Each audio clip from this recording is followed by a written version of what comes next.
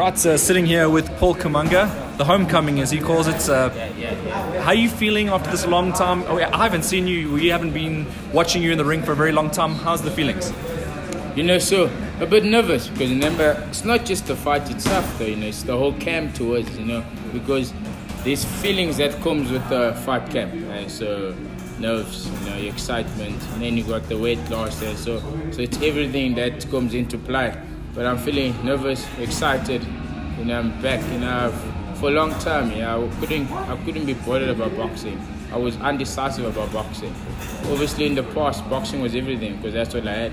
But now I'm working on other things. I'm a supplier, I do fruits and veggies, and then I obviously run the gym, but with Leslie. And so there's more to me than just the boxing part. And if boxing happened, it happened. Didn't. I wasn't too bothered about it. But now I'm excited. It's good. Back into training, feeling good, feeling ready. And everything is alright. Unusual because when you were younger, you went on a streak of like fight after fight after fight after fight, non-stop action. We could not see you on TV and not see you in person. It's kind of slowed down. Why did that happen? Because remember, when you first start your career, you're fighting 4 rounders, 6 rounders, 8 rounders, and I could rack them up quite a bit. But you get to the high level, and then it's like big opponent, more money, and more rounds, and so you can't fight that often. But also, I was done in UK. I went there hoping to have a long career, but I was done in for a bit of money and didn't get as many fights as I expected. I went to UK for about 2 years. I had 3 fights in 2 years, one being a loss. I won the title, but so there's other things that comes part of boxing. The whole politics of boxing came into my boxing, and but that's just part of the game. I guess that's what makes a champion is overcoming. It's not just the fight that you have to overcome. You have to overcome the politics. You have to stay mentally strong through it all. And so that's why my fight slowed down a bit. I obviously got to a point where I wasn't getting what I was expecting to get, and I had to make the move to UK. And same thing happened in UK where I wasn't getting the deals and the fights that I was supposed to have. But I guess that's just part of the ugly sport. That's the ugly part of the sport to it. But that's life. I have to overcome that and come forward. And it took me a long time. It took me almost 3 years. 3 years next month will be 3 years since I last fought. But these are things that have to happen. I'm glad it happened early in my career where I can still carry on. If it happened when I was 30, 35, it's a bit hard to kind of recover from there. So that's why I slowed down. This politics of boxing got into the way of my boxing. Well, it is the homecoming, the first professional fight for you in your home country, the country you were born. How happy are you about that? I'm very excited. I'm super excited because it's home, as much as I've lived here most of my life. I've lived here 16, 18 years. Congo is still home. When I go down there, people receive me as one of them. So I'm happy to go and fight out there. So I think I see a lot of opportunities there. Obviously, with Makabo winning the world title, it's kind of elevated boxing in Congo. And obviously, it needs the rest of us to come and just keep on expanding it to a level where it's high and can compete at the world level. And so it's excitement both because I'm fighting and both because I'm going to play a hand in elevating the sport of boxing in my home country of Congo. Tell us more about the fights, who you're fighting, where it'll be in the DRC. So I'm fighting a guy called Congolo Vipere. Now, in Congo, they don't really have this box rec kind of system routine, and so you can't fight a box rec. And so, but he's had like 26 professional fights or semi-pros, whatever they call them there. I think he's had like 4 losses or whatever. And I guess he's a decent fighter, he's a good fighter, but I don't want to worry too much about what he's going to do. Obviously, I'm here in the gym, I'm working, I'm doing work here, I'm working at the house. So I'm more worried about what I'm going to do more than what he's going to do. But it's going to happen in Kinshasa. This is the 3rd time I'm going to be in Kinshasa in the last 5 years. And but also it's not just the one-off. We're hoping 30th of June is Independence Day in Congo. So I'm hoping they can get us onto there. There's a bull there. I'm hoping to get back there. And then we're working on something else in July. And so we're not planning for one-off. We're planning for a progressive kind of relationship with fighting now, fighting next month, maybe fighting the month after that, and just so that I'm back into the rankings and then we can go back into title contention again. You mentioned getting back into title contention. You previously held the WBC international title, which is quite a high belt. Do you want to get into that sort of that competition relatively soon? Oh yeah. Because remember, as I said, I wasn't bothered about boxing for a while. You know, I'm not getting any younger. You know, I'm 27, and God willing, I can push till I'm 35, solid 35. Obviously, after that, it's kind of a decline, and so I don't have much time on my hand. And the sooner I can get to a world title fight, better. And so yeah, I'm gonna push hard. You know, there's no more excuses. No, you're still young. You got a lot of time. I do have a bit of time. It's not enough to kind of wait around and wait for those long opportunities to happen. So I'm gonna push it hard now. Give it one more run, and obviously give it my everything. And I'm sure it's gonna work out, and I'll be world champion. And yeah, I'm hanging my gloves. What weight division are you gonna be campaigning in? Because you have moved between 3 divisions, I think, in your career. I've moved between.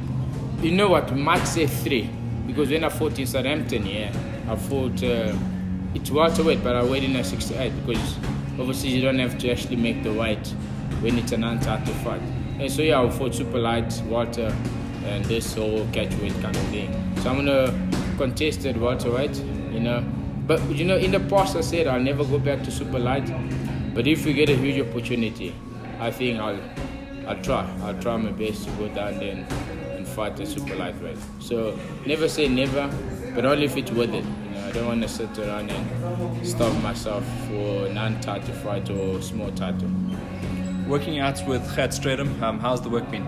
It's been amazing. Because also Gert is quite far from my house, yeah. So it's a long drive. So I come here as often as I can. But thank God I got a gym at my house, so I push there as well. So I train here, I train at home, I do my runs. And so it's a very good combination. It's a good combo. It's a good partnership. We get on well, we get the work done.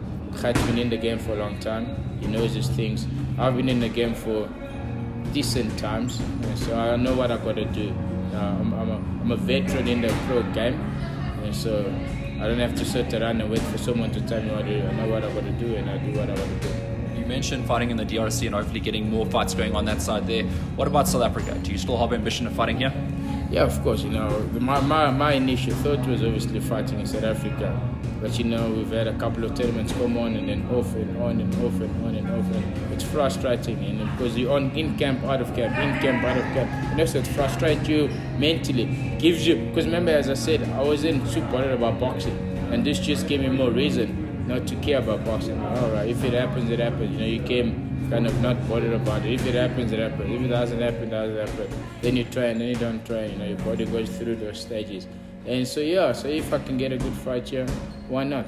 But to be honest, yeah, obviously the path I'm trying to go through, I don't really need to fight to South Africa, because the only fight, the money fight that will make sense for me in South Africa will be Van Heerden. Obviously, but Van Heerden is in America, he's in the contract, and so that's a fight that seems too far off.